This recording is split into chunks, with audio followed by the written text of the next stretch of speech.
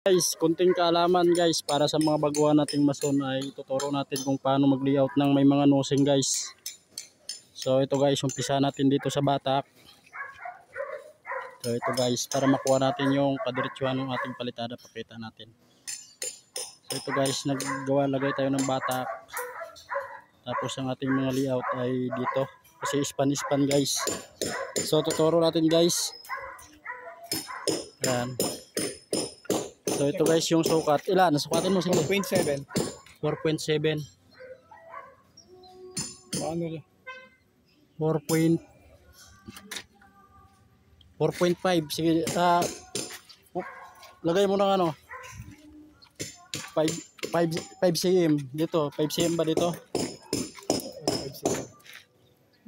So ano guys, parehas doon. Dito. Parehas yan. 4.5.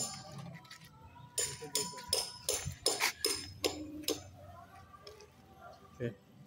So ayan guys, sige, okay na yan. Yan yung basic na ano natin guys, konting kaalaman guys. So para sa mga baguhan, wag tayong mag-layout ng kanya-kanya, lalo pag span. Ayan guys, so span. Kaya natawag natin span guys, bawat ano may nosing poste. So itong paraan guys, para isang batak ang ating plastering.